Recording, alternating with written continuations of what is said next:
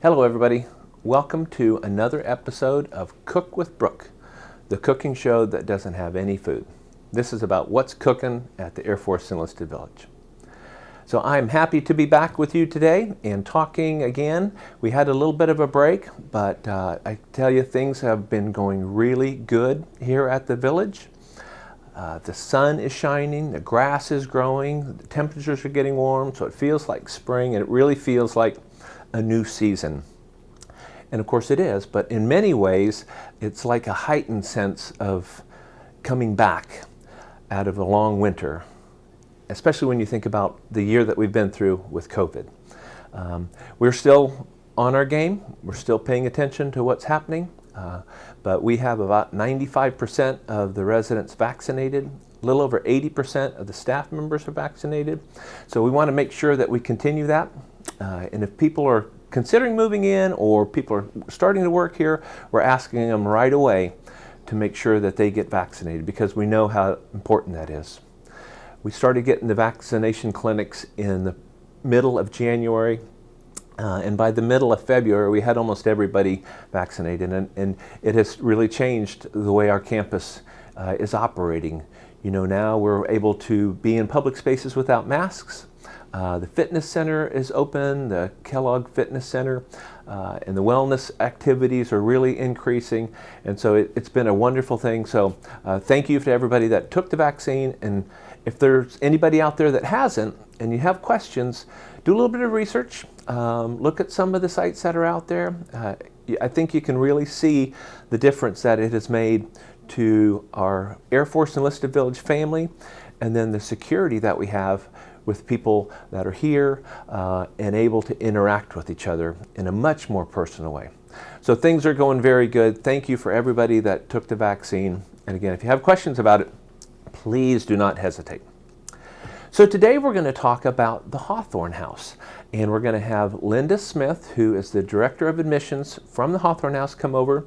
She's going to tell us a little bit about that location, and if you've never visited, she's going to give you a bit more data about that and invite you to come over. So if you get an opportunity, you can go over and you can talk with her, and you can take your own tour so you can see exactly what the Hawthorne House is like. It's an important part of our community and having that next level of care for the people that need it when it comes to be that time of their life. So before we do that though, of course I gotta have some jokes. I know. Everybody's probably been waiting for this. So there was a young boy that was in the park, and an old man came up to him, and the boy is eating candy. And the old man says to the boy, "You know, you won't grow old if you continue to eat that candy." And the little boy said, "Well, my grandfather lived to be 95 years old." And the old man said, "Well, is that because he didn't eat candy?" And the little boy said, "No, that's because he minded his own business." And then there was the man who went into the examining room with his doctor. And the doctor's checking his hearing, he checks his ears, puts the scope in there, and he says, "You know, there's a suppository ear in your ear." And the man says, "Oh, now I know where my hearing aid went." Okay, ladies and gentlemen, that is it. We're going to cut off to look at Knife's Edge and see what's on the menu over there. Carrie and her team have a fantastic menu coming up. So check that out and we'll be right back.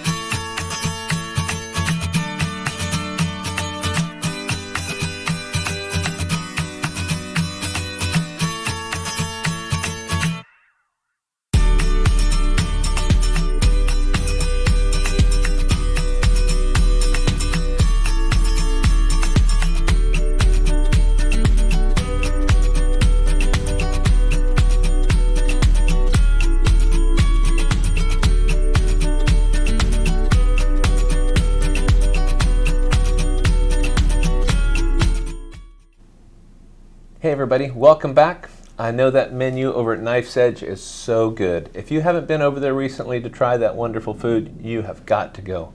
Carrie and her team are just making some fantastic food. So now we have Lynda Smith from the Hawthorn House. She is the Director of Admissions over there, and she's going to talk with us a little bit about assisted living and more specifically the Hawthorn House. So Lynda, welcome to Cook with Brooke. Why, thank you. Good to be here. Yes, tell us a little bit about yourself. Right. Well, I've been with the village here for 7 years now. Seems like it goes really fast, but in the same position of admissions coordinator the whole time. So I've really learned a lot in the last 7 years and really loving it and getting to know all the residents. And one of the little inside tips that you may not know is that we used to be neighbors. And it was actually Chief Binnicker that came over for dinner at our house one night and met Lynda, and he said, we got to hire her. And then your wife Maria got me over to volunteer. That's right. Over there, and that was my first time coming over here, and just loved it, and it was just meant to me, I think. I think so too. It Yeah. was perfect. So tell us a little bit about the Hawthorn House. I know that things have changed over there as far as kind of reopening a little bit. So Right. Tell us what's going on over there. Yeah. Thankfully, we're getting back to things as usual. Having families able to come in, visit, doing a lot of tours. I know there's a lot of new people to the village that I've been calling up in person or just inviting you to come over. If you haven't been over to Hawthorn House yet to see it, I would say absolutely give me a call. I'd love to show you around and make sure that you know what we've got to offer over there. Oh, that's good. Yeah. So for someone that's never been in the Hawthorn House, or maybe they've never even been to assisted living, what are the differences between independent living and assisted living? Yeah, just, a few major things, but mostly you're still, I would say it's midway between independent living and a nursing home. So you still have your own private apartment with all your own things, and then you have access to activities and services, still a sense of community, a sense of belonging, and we're there in case you need us. We still strive for you to keep your independence, but yet, we're there if you need us. And what kind of services would a resident expect when they come over there? I'd say like the main things people usually are wanting to move over for, a lot of times socialization, maybe somebody's just staying in their apartment a lot or in their own home and don't get out with things to do. So I think that's really important. And then the eating, maybe not wanting to cook, eating healthy 3 squares a day seems to really improve people's health. And then a lot of times helping with your medications. A lot of people, if your memory's starting to go or your eyesight, and mixing up your medication, that's so important to get that done correctly. So I think among other things with helping with your just daily activities or things you're anxious about, it can really be supportive. And there's people there that are around the clock too, right? So Right. We have our nurses round the clock. We're right down the hallway if you need help. You've got your call button, and then we also even try to keep an LPN on staff 24/7, even though it's not required by assisted livings. And that's actually very rare, isn't it? You said it's not required, but actually most, or actually all assisted living in Florida does not require a nurse. Right. But we not only have one, but we have around the clock. Around the clock. And probably more staff that's required by the state of Florida. We have more than most other assisted living, I would think. Right. Well, that's neat. It's a great place. So we're going to come back after this segment, and we're going to wrap up the conversation with Lynda. Before we do that, though, we're going to cut away, and we're going to look at our April birthday babies. So off we go to the birthdays.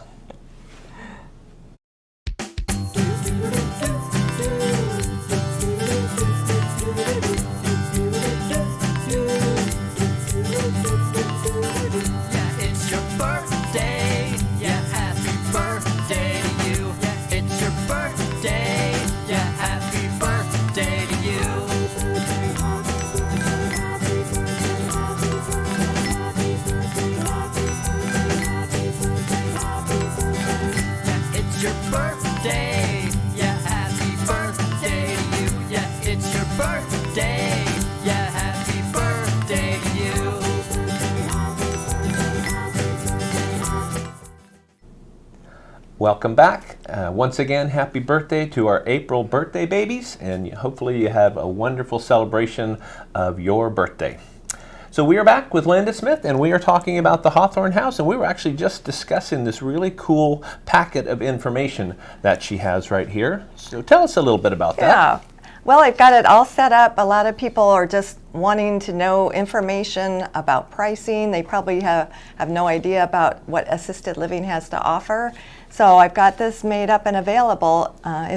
We would love it if you'd come in person for a tour, but if you don't have time or your families just want information, I've got it set up with sample menus, ample activities, some information about the rehab care in the building, pricing, frequently asked questions and answers by the residents. So it's a lot of good information. So it'd be great for you guys to have that. That probably helps a lot because people don't necessarily understand what it's like there. Right. So there's some myths out about the Hawthorn House or assisted living. You know, I think there's a tendency for people to be maybe a little bit scared about making that move. And I think that's natural to be a little bit apprehensive. I mean, it is a change out of your comfort zone, moving to a new place. But some of the myths, maybe they're thinking it's more like a nursing home, and it's really not. It's a home-like setting, just with the extra supportive services. We're not wanting to take away your independence. We're wanting to want you to do as much as you can do on your own. And then the financial aspect, of course the costs are more, but there's more things included that you're gaining by being over there. Yeah, it is definitely a higher level of care, which helps some people to thrive when they have that support there. And you may not even realize that you need it until you get in that environment, right? Your family comes and your neighbors come and see you and they go, wow, they look really good. So really happy. And if someone still has a car, they can still drive, right? They can they're travel. able to drive, come and go. Then we just sign in and out. You can come over and use the pool over here. What about like trips? Can people go on trips? Yep, they can go on trips, go stay with their family. We just, have you let us know when you'll be back. So freedom to do what you want to do. Wow, that's neat. And I really appreciate you coming on and helping explain what it is. Because I know that there are people that have questions about it, and they may be reluctant to ask them. So don't be afraid. I'm pretty low key and easy to talk to. So come on over. I'd love to see you. And so how do they get in touch with you if they want to either call you or send you an email or something? Right. You can call over to the front desk at Hawthorn House, or I have an email, and they're going to post it on the video here. So I'm there 5 days a week, 8 to 5. So love to give you some information and let you know what we have to offer. Wow, that's neat. It's a beautiful facility too. It's hard to believe as you drive by it or when you first walk in it that the building was completed in 2005. So it's 16 years old, but it looks fantastic and it's so well maintained, and you can just see the love. But what you feel is the love when you go in. That's the thing when people walk in there. They're like, this place just feels so good. They have it's important to have a beautiful building, and anybody can have that, but even more important is the good staff. Absolutely. So I think that is the key. All right. Thank you very much for coming over today. Great. Thank you for having me. Yes, and we look forward to doing this again. We'll update you again later on, but we'll be right back with our next segment. Thank you very much.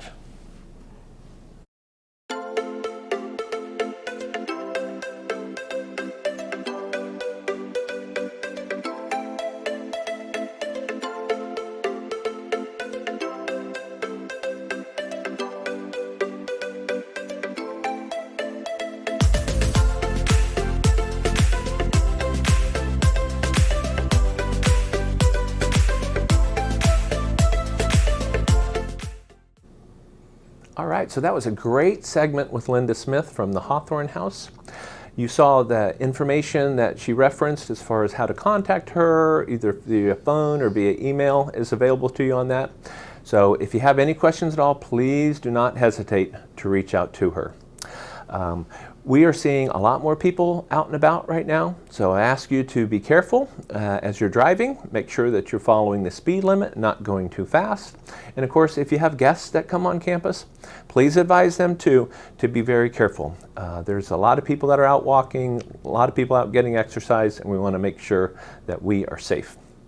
And along those lines, we have a lot of visitors that are coming in, looking at our community for the first time. That's part of the reawakening, if you will, that's been taking place with COVID being on the decline.